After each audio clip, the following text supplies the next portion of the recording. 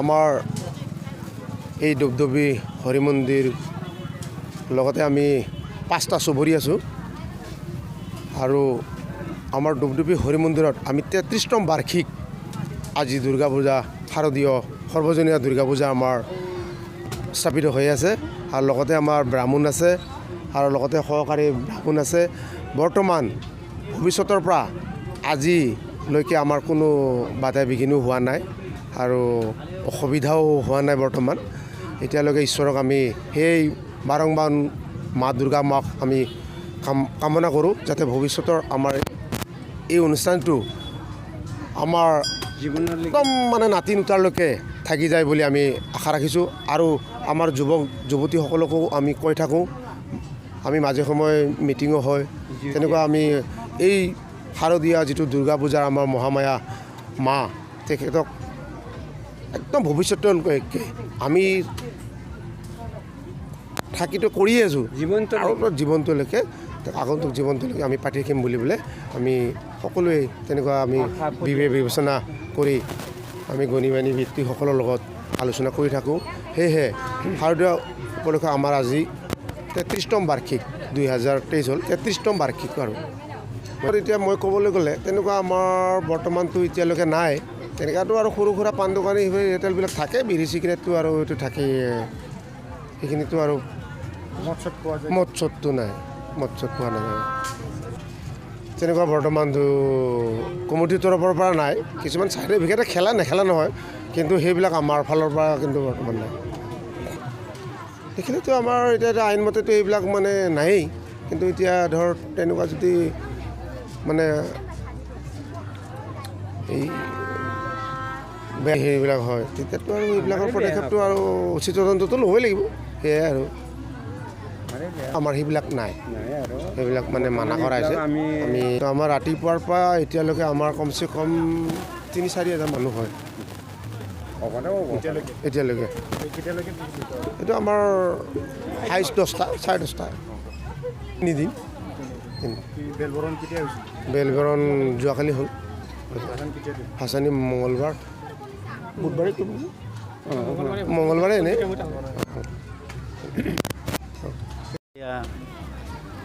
আমি আৰু কিনো ক'ম, আমি বৰ্তমান বহুত কষ্টৰ মাজেৰে আমাৰ ইয়াত ডুবডুবি হৰি মন্দিৰত আমি ইয়াত এই শ্ৰী শ্ৰী দুৰ্গা পূজা মা দেৱীক মই নিজে পুৰোহিত হিচাপে আজি প্ৰায় 6-7 বছৰ হৈছে বৰ্তমান ইয়াতে পণ্ডিত কৰি থকা।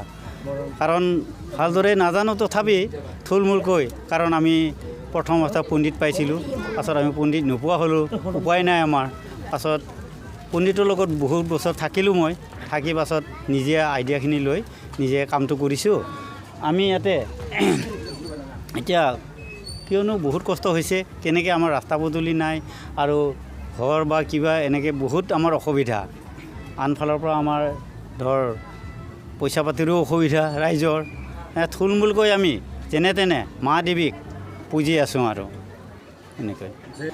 আমি এতিয়া দুৰ্গা মাতাক মানাৰ উদ্দেশ্য হৈছে আমাৰ প্ৰথম অৱস্থাত ত্ৰেতা যুগত যেতিয়া নেকি আমাৰ এই ৰাৱণে ৰামৰ লগত যুদ্ধ কৰিছিলে, তেতিয়া ৰামে তাৰমানে মা দেৱীক দুৰ্গাক ৰাৱণক বধাৰ কাৰণে তাৰমানে তেওঁ কি কৰিছিলে, দুৰ্গা মাক পূজা কৰিছিলে, যাতে মই হে মা দেৱী মই ৰাৱণক কেনেকৈ বুধিব পাৰোঁ।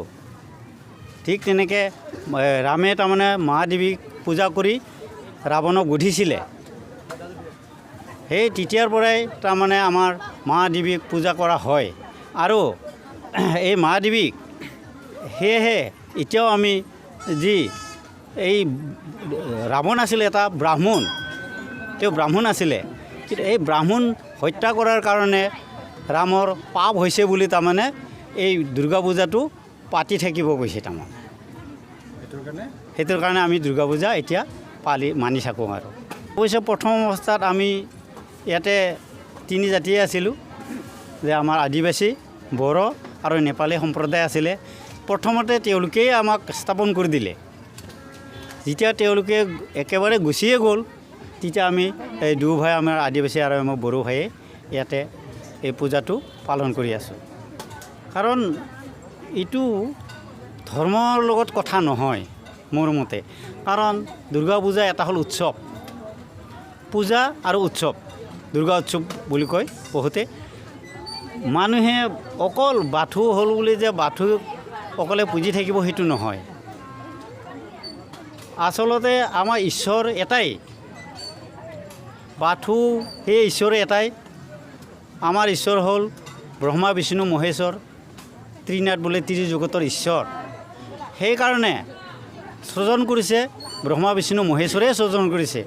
মা দেৱী হ'ল আমাৰ মহেশ্বৰৰ যে তেওঁ এজন পতি আছিলে মহেশ্বৰ মা দুৰ্গাৰ। সেয়েহে তেওঁলোকে ৰূপ লৈয়ে সকলোখিনি কাম কৰে। আমাৰ বাথৌ ধৰ্মটো হ'ল আচলতে আমি নিজে মানি লোৱা, সকলোৱে এটা এটা ধৰ্ম মানি লৈছে বা নিয়ম ওলাই লৈছে।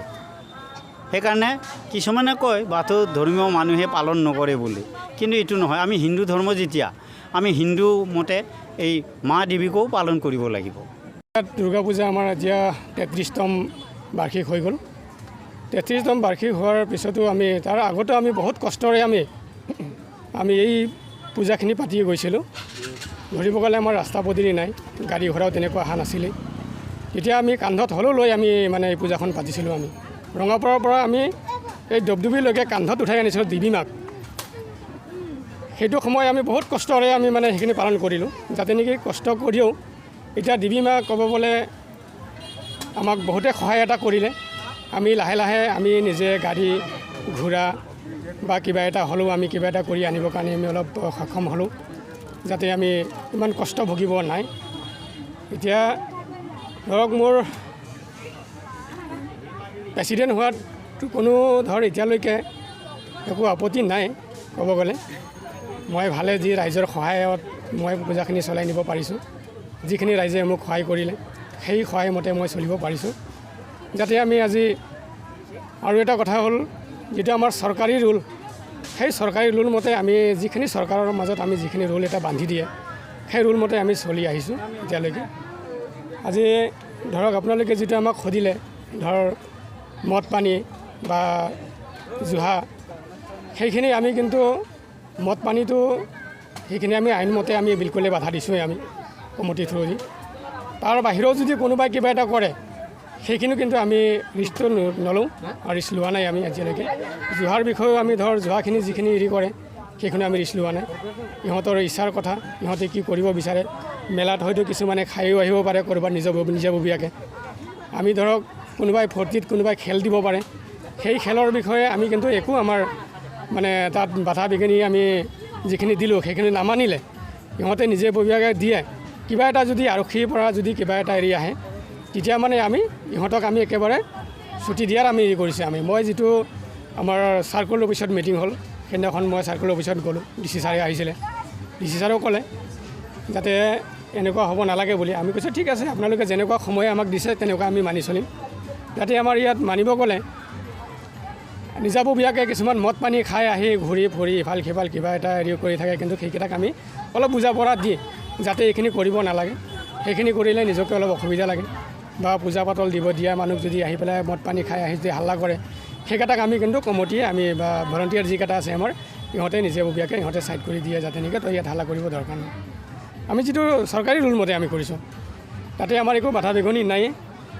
আমি যিটো সময় আমাক দিলে 10টালৈকে, তথাপিও আমি DC ছাৰক মই নিজে সুধিলোঁ।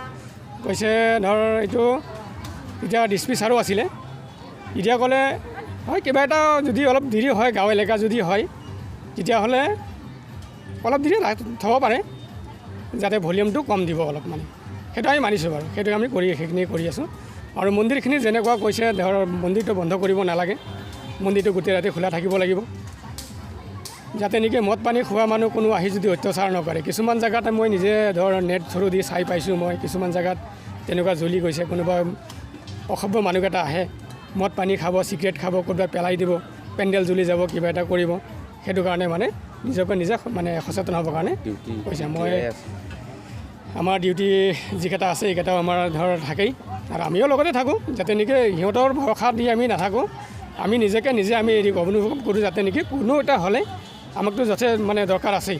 সেইটো কাৰণে আমি ইয়াৰ পৰা ক'তো নাযাওঁ মানে। ৰাতিপুৱালৈকে। মই ইমানে কৈ বেছি মোৰ বক্তব্য ইমানে।